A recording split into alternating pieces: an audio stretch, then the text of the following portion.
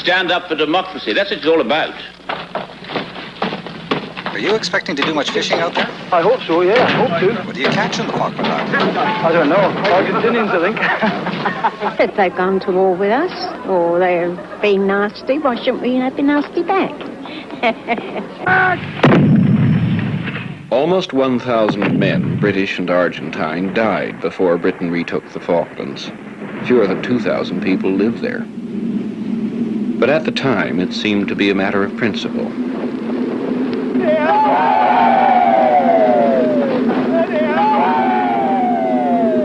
I'm neither British nor Argentine, but I must admit that at the time I felt the Argentines shouldn't be allowed to get away with military aggression. Taking territory by force, as Argentina did, undermines the fragile international order that keeps most of the world at peace most of the time. Trouble is, taking the same territory back by force, as Britain did, has exactly the same effect. Who was really in the right is a matter of opinion, but any country strong enough to settle a dispute by force is likely to try. After the first atomic bombs were dropped in 1945, people expected that nuclear weapons would bring a real change to the way international disputes were settled. But Albert Einstein knew better. Everything has changed, he said, except our way of thinking. The nuclear warheads that are programmed to kill this city will not drop straight down out of the sky as if some anonymous fate had sent them. They'll come skimming in at a very low angle from the north, from Russia. And the warheads that kill Russian cities will also come from a very specific direction, from us. Our danger does not come from the skies. It comes from ourselves and the way we run our world. We still believe, almost by reflex, that our countries are worth fighting for, and our governments go on acting as if their power and their prestige were the most important things in all eternity. They'd better be right, because eternity is now at stake. Any war is bad, but the general spasms of violence we now call world wars are far worse. 6 times in the past 3 centuries, all the great powers of the time have gone to war with each other. And though each war began with some particular crisis, what they were all really about was just national power. World wars are the way the present international system adjusts to the changing realities of power, as some countries gradually grow stronger over time and others decline. It's always been a crude and bloody system, but it used to work after a fashion. Now the game is up. One more round with today's weapons will kill all the players. So why do we pretend we can go on with the same international system we've always had? Mainly because the sovereign national state is the most powerful institution in our world, and we love it. Truth is, we love our countries too much for their own good, or for ours. These Canadians who fought in the First and Second World War all loved their country, and naturally they believed that the wars they fought in were just. Yet nobody now believes that the First World War was a struggle between justice and evil. Eventually, the illusion fades, and we realize that our just war was really just about power, like all the others.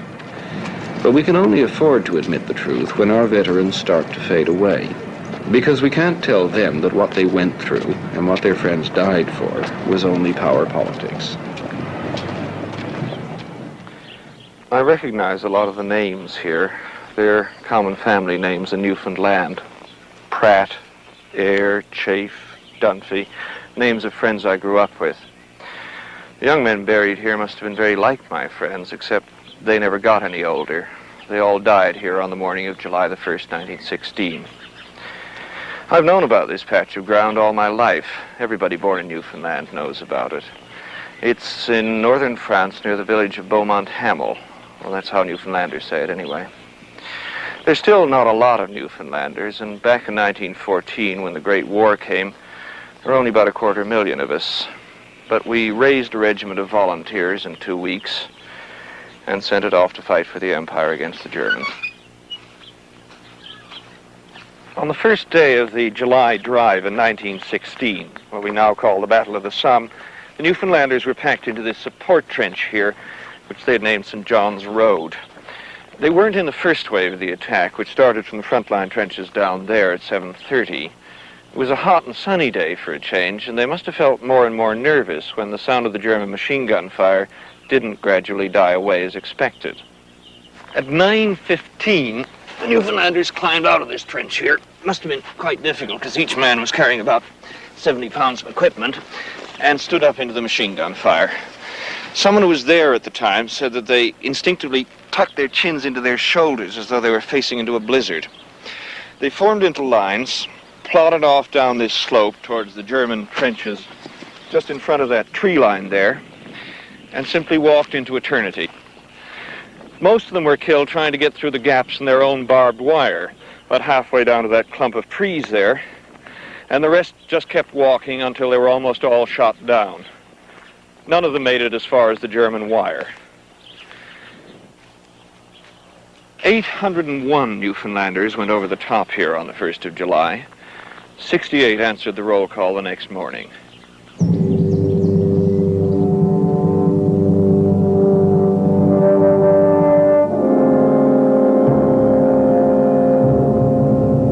You must have known that you weren't going to get through that wire.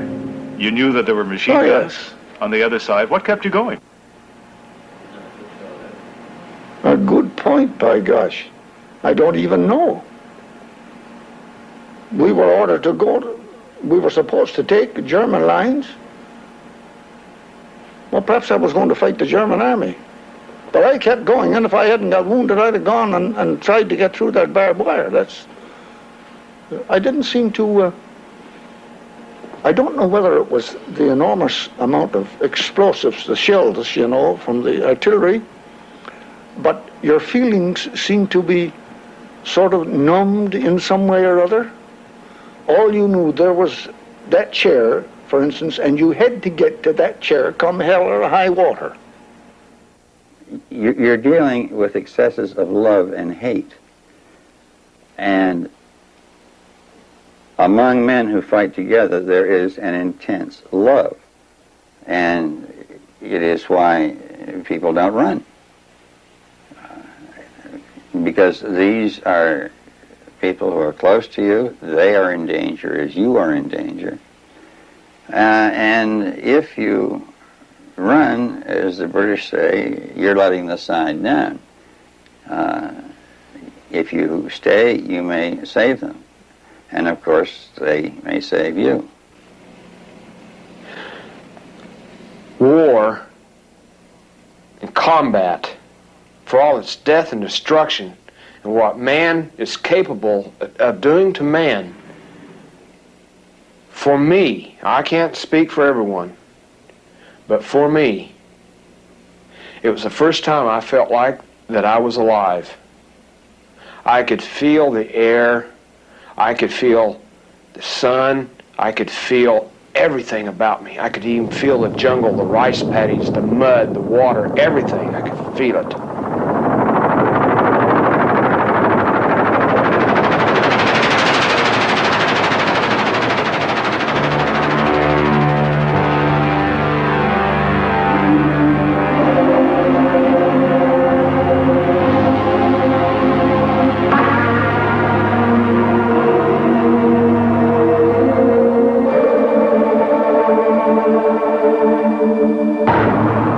Do I think I ought to have learned it? At 19? No. But there at the time, yes. I had to learn it in order to survive. That's the name of the game. Fighting for country and mom and apple pie is fine when you're back here, but when you're out there, you're living by the heartbeat. You don't worry about the next day, you worry about the next heartbeat.